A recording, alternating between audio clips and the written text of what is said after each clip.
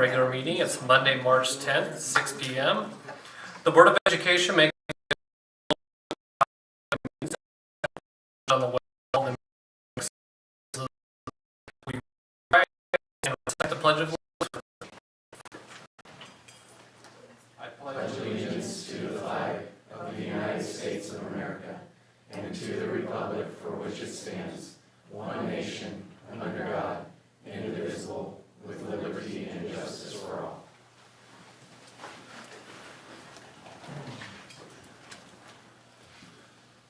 All right, we will start with the consent agenda. Do I have a motion, please?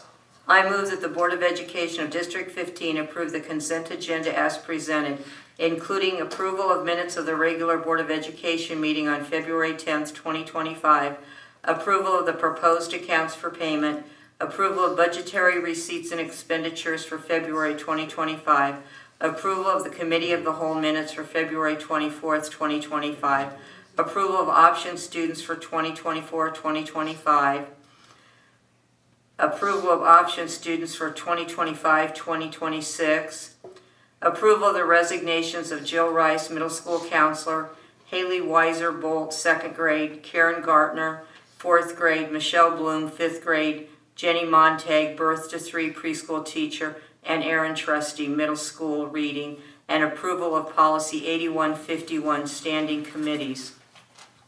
Okay, thank you. I have a motion. Do I have a second? Second. Second. Jason, do we have a treasurer's report? We do. So for the month of February, expenses, payroll was $1,851,753.67. Bills were $510,677.23. Total expenses were $2,362,430.90. At this point, we are exactly, the end of February means we have completed 1/2 or 50% of our budget. So budget cycle, and so we've expended 46.77% of our budget authority, which means we are 3.23% underspent at this point. So that's a good sign. That means we're on the right track, just about right where we need to be. Okay, thank you. Any questions on the treasurer report? All right, are there any items that the board would like to pull off for further discussion from the consent agenda? All right, seeing none, can I have your votes, please? And motion passes. All right, next up, recognition. We will start with Employee of the Month, Dr. Nielsen. Okay, wonderful. I am going to recognize our Employee of the Month. Our 2 middle school principals were not able to make it here tonight, so they have asked me to bring Mr. Paul Kimmerling up. Come on down.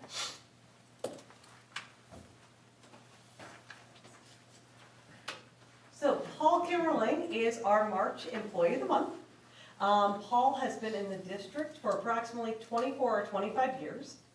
Paul has worked in every program and every grade level from the BD program to preschool. You're a man of all trades.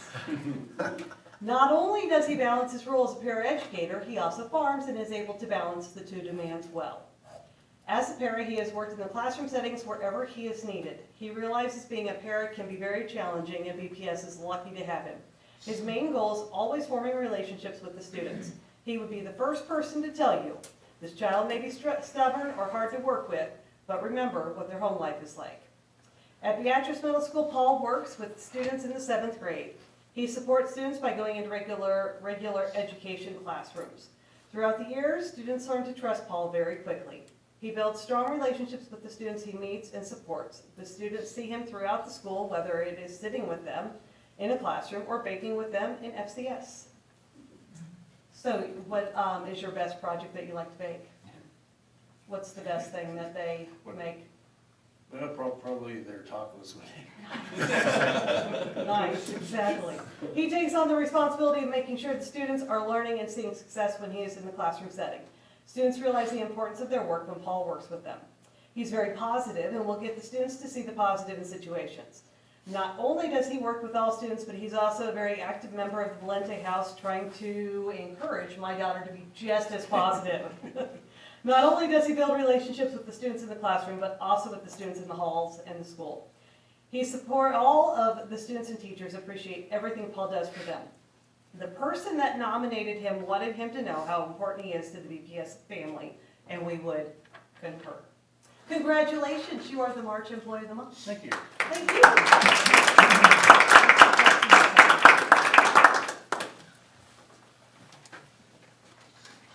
Thank you. We have an additional, Yes. We can And do the- it. yes. Okay.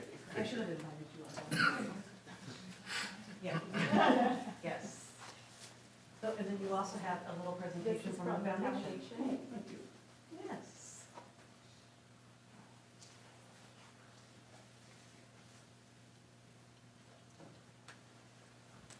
I didn't quite know which camera to look at. That's exactly, congratulations, Paul. All right, congratulations, Paul. Next up, student recognition, Mr. Brown.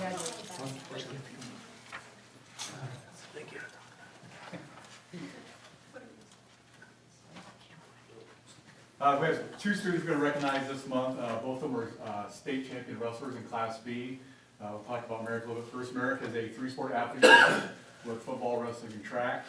He had a junior this year where he completed his season with a 51-1 record. His only loss was against the state runner-up in a previous tournament. He avenged that loss. He beat him one time earlier in the season, so it was a true rubber match during the finals. If you watched the match, it was a takedown and sudden victory, and Merrick won 3-1. So he has over 120 career victories. Besides being an outstanding wrestler, he's also an outstanding leader in our school building, where he is a great role model, works hard, does everything he could possibly do, does it right, keeps his business and holds everyone in the room accountable, and also on the fields and the track. So first one is Merrick Johnson, so congratulations, Merrick.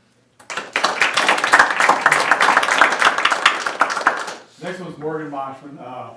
Morgan is a wrestler, and she's also, it feels good tomorrow night to the show choir event. She'll be singing tomorrow. She's also part of our musical. Morgan was kind of one of the pioneers for our girl wrestling program. This is year 4.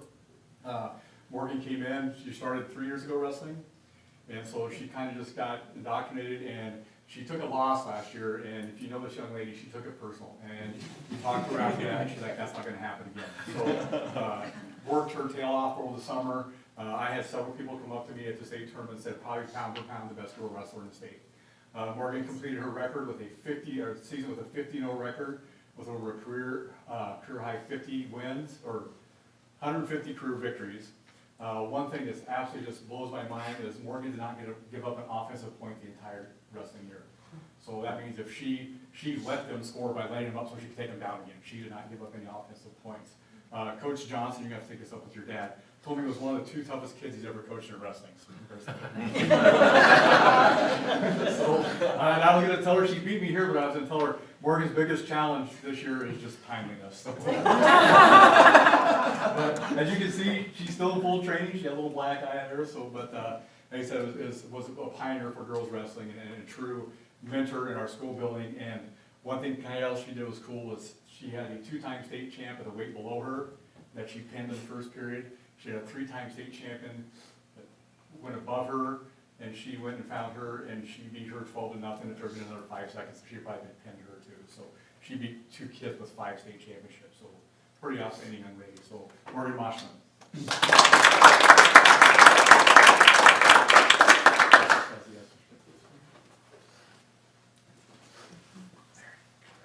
great job, guys. Congratulations. We'd like to get your picture. Just make our this Great job. black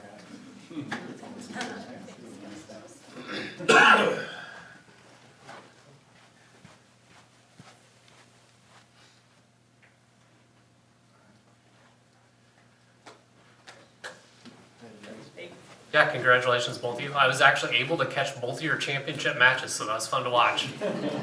We had 2 backflips too.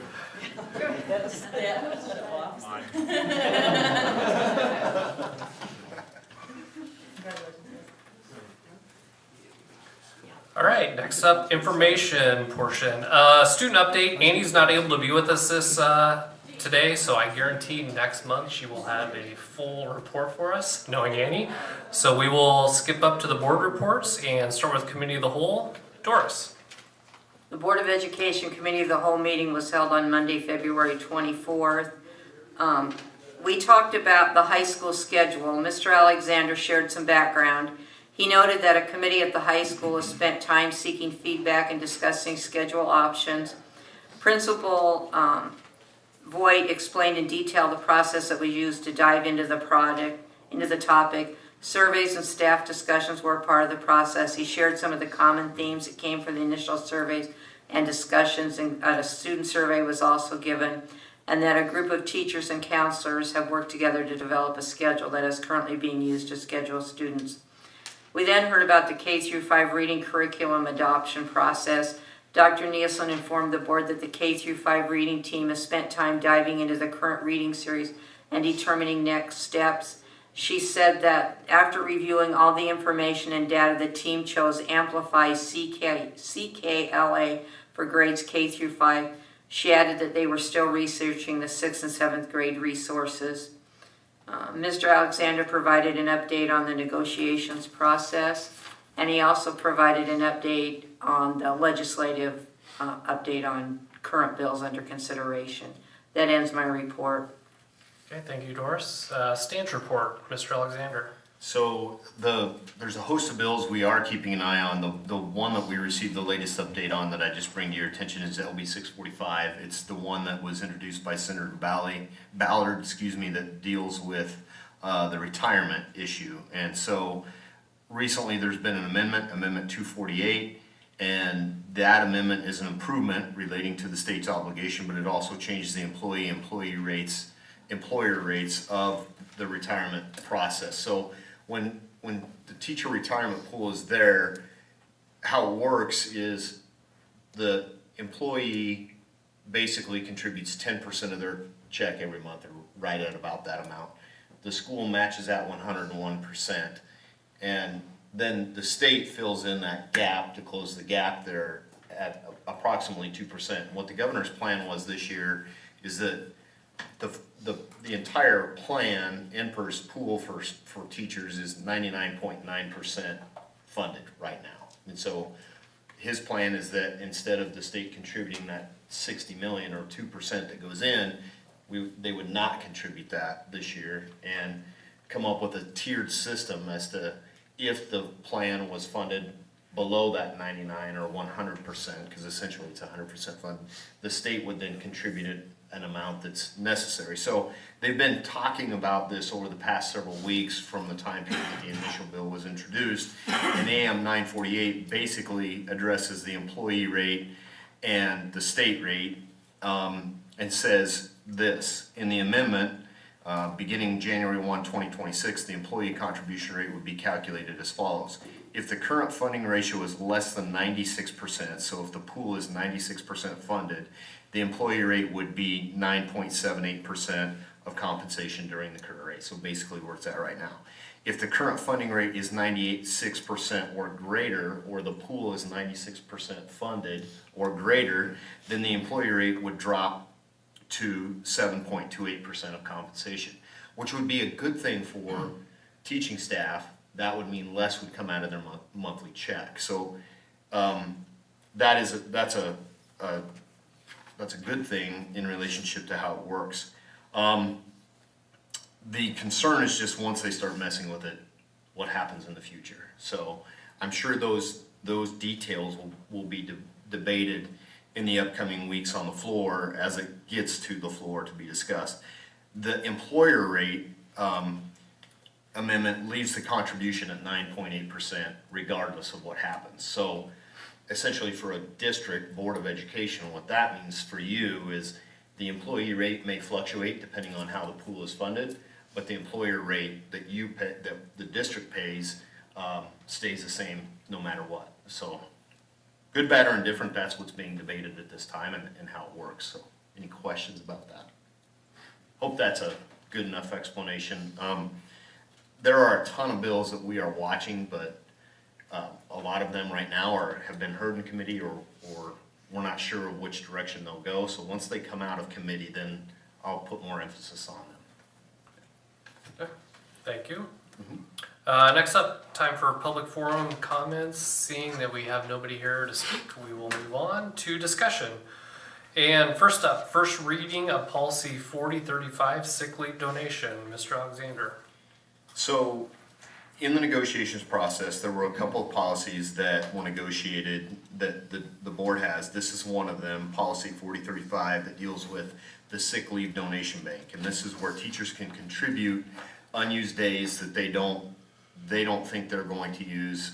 It used to say 1 day, and it used to be at the start of the school year that they could donate a bank to the sick leave donation. And then if a person ends up in a catastrophic situation in the district, they can apply to the sick leave to get additional days if it's needed. So for instance, if a person was diagnosed with cancer or, something happened tragically, they would have access to that sick leave bank. Well, in the negotiations process, the BEA and the board representatives agreed that it would be nice to increase that to be able to donate up to 3 days, and it makes the most sense for the teaching staff and everybody involved that they can donate at the end of the year versus the beginning of the year. So that's kind of the start of the discussion around policy 4035 and the sick leave donation bank and what changes they asked to be made at this time. Okay, any questions? I think it makes sense. Yep. Next up, first reading of policy 4110.1, salary guides. So this is the second part of the negotiations process that involves school board policy that will change.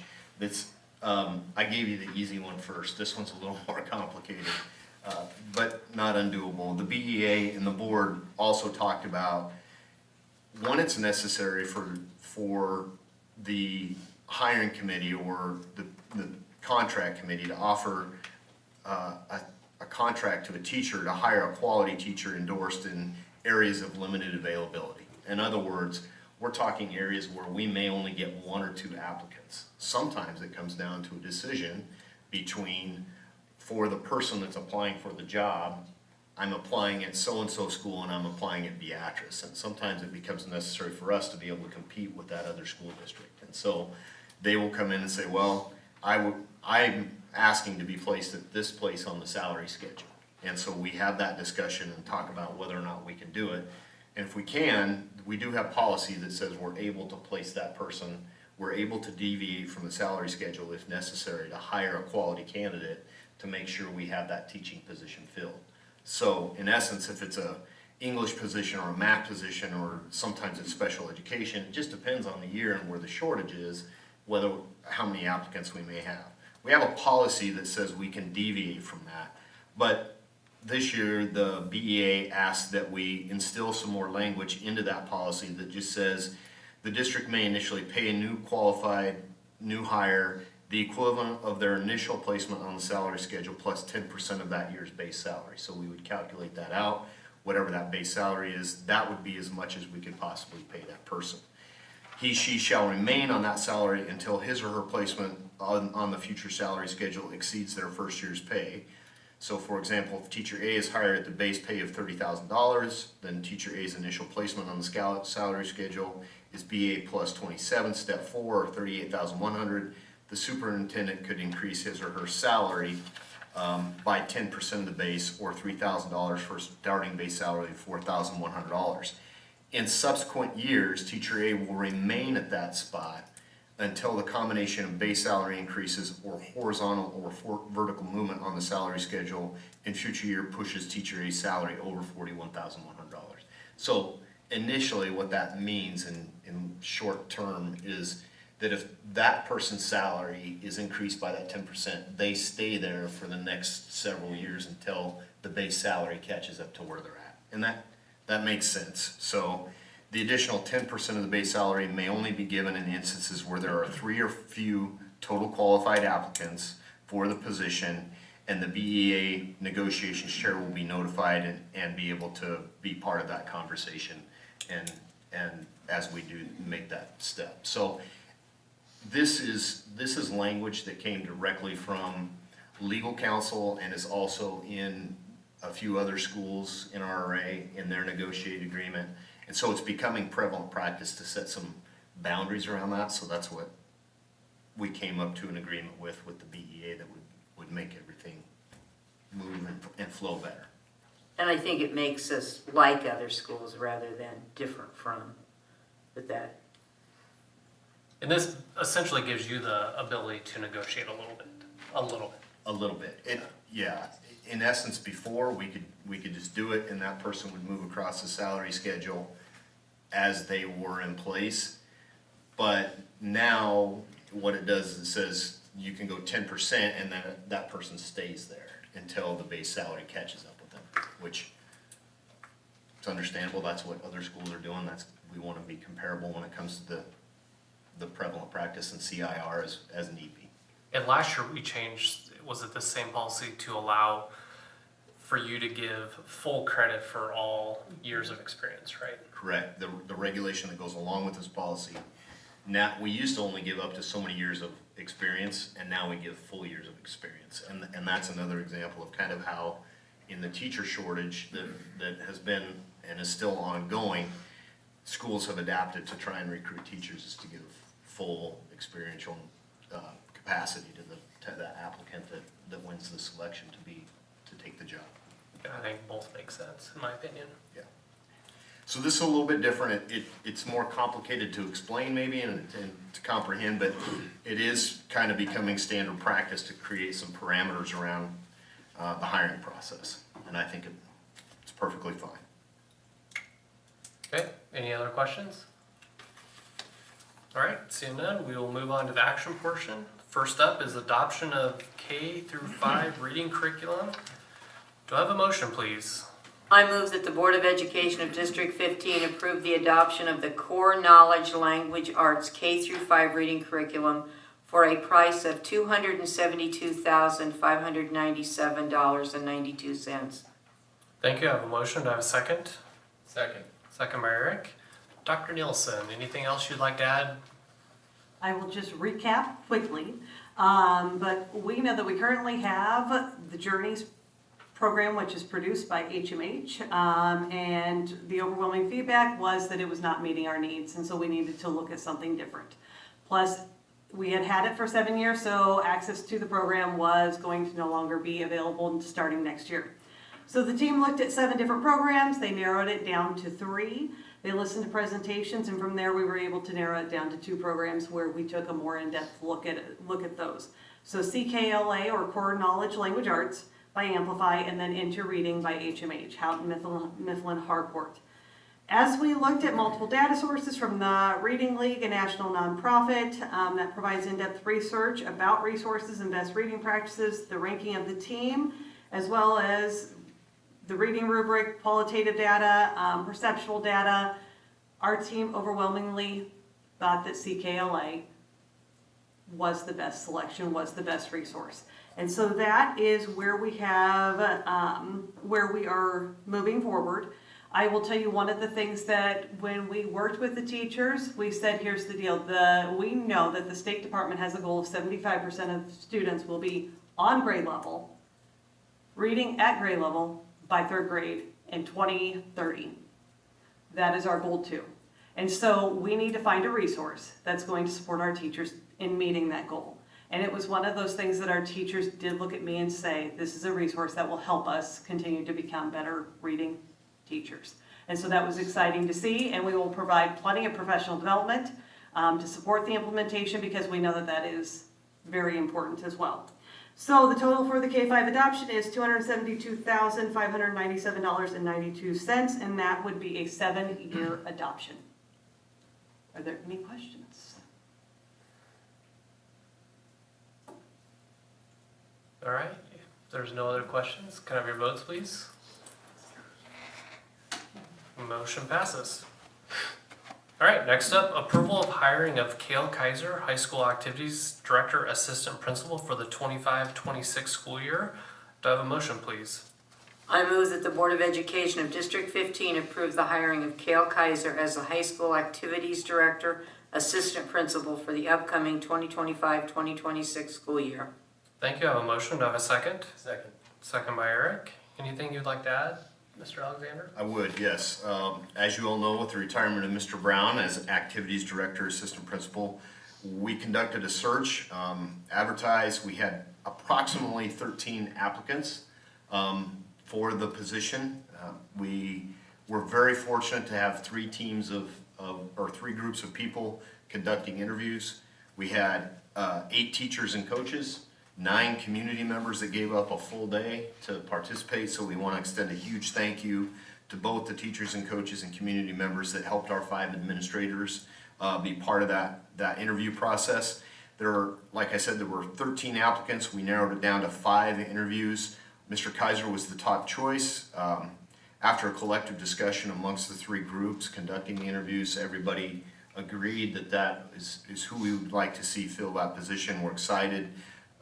Cale's been here for 9 years. He's proven himself as a leader. He's done the things necessary to earn this spot, so we are extremely excited to bring him alongside our administrative team. Obviously, he doesn't have a lot of experience, but we're excited to help him get that experience and grow in the role of activities director, assistant principal. So, Perfect. Thank you. Any other questions? I'd just like to say, I think this is a great step in the right direction. Mr. Kaiser is a leader and a role model, and I think this is a great day for Beatrice Public Schools. He's going to do great. I think so. thank you. Appreciate that. I would agree with you, Eric. All right. Seeing no other questions, can I have your votes, please? And motion passes. Next up, approval of the 25-26 negotiated agreement with the Beatrice Education Association. Do I have a motion, please? I move that the Board of Education of District 15 approve the 2025-2026 negotiated agreement with the Beatrice Education Association. I have a motion. Do I have a second? Second. Second by Eric. Mr. Alexander. I'm going to actually forward it to Doris and let her talk about the process. The Board of Education Negotiations Committee and the Beatrice Educational Association met 8 times and reached an agreement on February 3rd, 2025. BEA members voted to approve the agreement on February 6th, 2025. Some of the highlights include placement of new hires on the salary schedule, changes of the policy to the sick leave bank, those 2 things we've talked about tonight, $1,000 base increase, and they'll stay at the $1,200 deductible for insurance, and there was no change to the salary schedule. The base increase will be $39,475. No change was made to the insurance deductible, which remains at $1,200. Minor changes were made to the extra duty schedule, which will remain for the next 3 years. Several changes to policies were discussed, and the administration of the Board of Education will continue to work on those policies. The beginning package increase for a new teacher will range from $50,037 with single insurance to $69,446 with family insurance. The median package increase will range from $70,169 for single insurance to family insurance will be $89,578. And the highest package increase will range from teacher that will receive $87,933 with single insurance or $107,342 with family insurance. As I said at the committee of the whole meeting, negotiations went smoothly this year, and the board thanks BEA for a successful negotiations year. And I'd also like to thank Janet Byers, who chaired the committee, and Brendan Petrowski, who served with me. Okay, thank you, Doris. Any questions, comments from the board? All right, seeing none, can I have your votes, please? And motion passes. All right, next up, Administrator's Report. Mr. Alexander. Okay, so before I cover kind of what I handed to you, just a sincere congratulations to all of our winter activities, whether we're talking about the ones on the competition court, mat, whatever it was, or we're talking about the ones that are involved in speech, drama, one act, whatever those things were.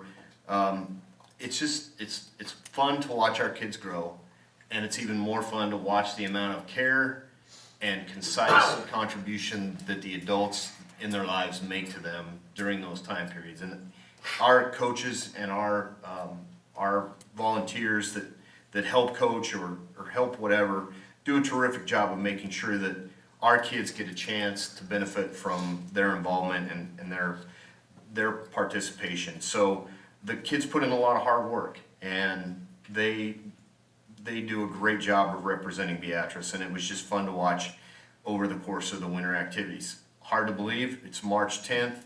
We're talking now about spring activities, but they're up and going as we sit here tonight, and I know our kids and our coaches will put in an equal amount of time there. So congratulations to all winter activities that took place.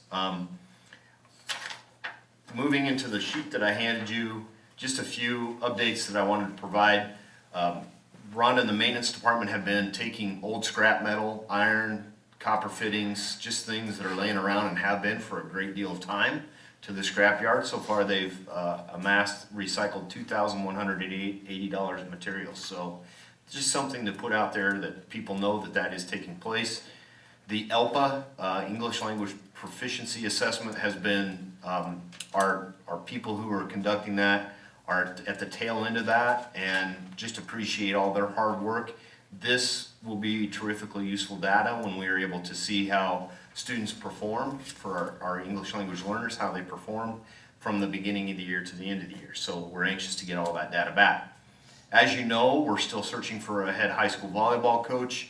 As of last Thursday, we're now searching for head high school basketball. So those coaching changes are in flux, and we will keep you posted as we did get 2 applicants today for basketball, so we're excited about that.